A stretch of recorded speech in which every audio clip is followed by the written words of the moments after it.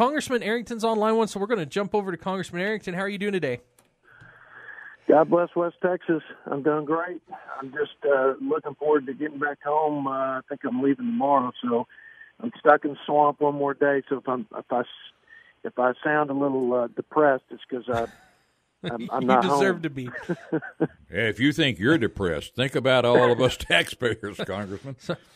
Oh, man, let me tell you. Listen, it's hard to believe that with an economy that we've got growing and the wages at the bottom level growing the fastest, the lowest income earners at 3.5% fastest growing wages in over a decade, and the World Economic Forum.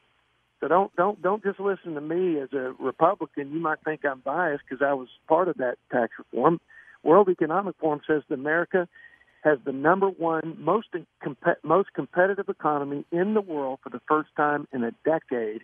Now, if that isn't a great American comeback story, I don't know what is. And I'm not saying there isn't more to do on trade, immigration, et cetera, but free market pro-growth policies work.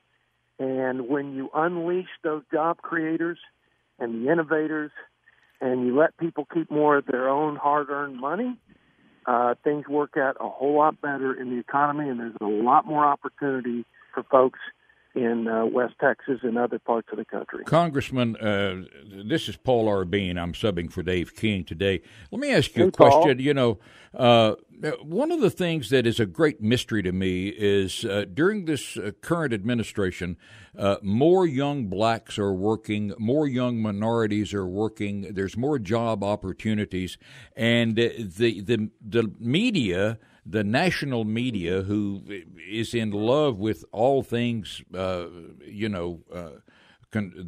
are liberal, they continue to ignore this fact.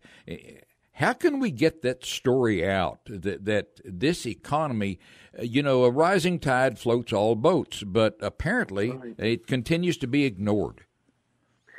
Well, it's unfortunate that some people and the national media I put in this bucket. Some people want Trump to fail more than they want America to succeed, and I said this at a recent hearing with the Treasury Secretary, and I gave him specific examples from a veteran-owned business guy in Idlewild, Texas, to a lady that had a ranch in her family since 1900 who was going to have to pay millions because of the death tax. But because of our death tax, doubling the exemption on the death tax, she didn't have to, and she didn't have to sell the ranch as a result. She got to keep it in her family. And there's so many stories like that. It's like the folks, Paul, who didn't clap when the president said we have 5 million people now off of food stamps because of this growing economy. The Democrats didn't stand. They didn't clap. They just sat there with their hands folded. Give me a break. Yeah. Look, if a Democrat does something good, that makes this country respond in a positive way and helps this country, I'll high-five them. I'll say, great job, go America. But these guys, they just can't stand the president. And that's really what it amounts to, because all the factors are there. Like you said, highest unemployment rate in 50 years, highest unemployment ever for minorities, and the best. It's like the 5 million that came off food stamps. The best welfare program, the best safety net program is a job. And we've got 7 million surplus jobs in this country. So I don't think another president has done any better in recent history, if not ever, in creating opportunity and furnishing the brand of America that this is the land of opportunity. And with opportunities, with real security, and with freedom, this will continue to be the shining city on a hill. But that's not what the Democrats want. They want more like Venezuela, because they think that somehow that they can make socialism work. And look, it sounds good. Medicare for all sounds good. Getting everybody, making sure everybody has a little of this and a little of that. I mean, Karl Marx wrote it all out on the Communist Manifesto, but it fails because it's broke. It concentrates power in the hands of the government and few. Government cannot plan the economy, and they cannot They cannot maximize the value proposition of cost and quality of service, and they cannot manage the resources of a country. That's why the free enterprise system has worked. And why in the world we'd want to go back or go to Venezuela style or Castro's Cuba is beyond me. But I'm starting to rant now, so I just, I have strong feelings about it, Paul. Congressman, we're going to have to take a quick break, and we'll come right back to you. Is that all right? Yeah. All right, we'll be right back.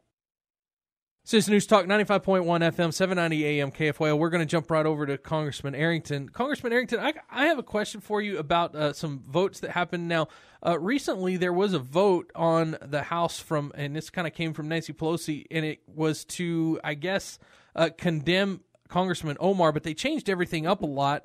Now, I just want to ask about First Amendment rights. Does it feel like maybe they're trying to hurt her First Amendment rights? Well, I think you can say what you want in this country, no matter how ridiculous or hurtful or hateful or disparaging. I mean, that's part of. And I'm not saying what she wasn't, because it was. It was all of those things. Yeah, no, I think. Listen, I think she has she has the same First Amendment right that every American has, but when she reveals things about her belief system and how she perceives allies of ours who are in the middle of war on every side, and they are the only democracy, I'm talking about Israel, essentially in the Middle East, I think it begs the question, is she fit to serve on the Foreign Affairs Committee? I mean, that'd be one. If I were her leader, I would say I'm not so sure that that's the best idea when somebody has that kind of agenda coming into it. It's kind of like on the UN, what was it, the Securities or whatever committee that they've got all the Security Council? Yeah, the Security Council that all the dictators are running. Yeah, exactly. Yeah, we don't want this to turn into the UN Security Council. That's a great point, actually. Very good point. Yeah, where you've got some of the greatest human rights perpetrators making decisions. Look, she can say what she wants, but it is bad leadership for our country. I don't think it helps the Democrats, and I certainly don't think having that agenda on the Foreign Relations Committee is sort of pro-America policy. I think to dissent is one thing, but to say that if you support Israel, that you have an allegiance to a foreign country, and to say that people are bought and paid for by the Israeli lobby, I would disagree, and I would condemn those comments. So, Congressman, when we're looking at what's going on in the Democratic Party, now you're actually in Washington, you can kind of see what's going on. It looks like to me they're having some cracks with their special interest groups and some problems going on there. Are you seeing that in Washington? Yeah, I mean, AOC, Ms. Cortez, and the sort of furthest left part of their party is causing lots of trouble for Ms. Pelosi, who's more of the mainstream, although a lot of the radical ideas being perpetuated or proposed by folks like Cortez are becoming mainstream in the Democratic Party. But yes, people like myself and Republicans aren't the greatest challenge for the Democrats to continue to A, govern and get anything done, and B, to maintain the control of the House.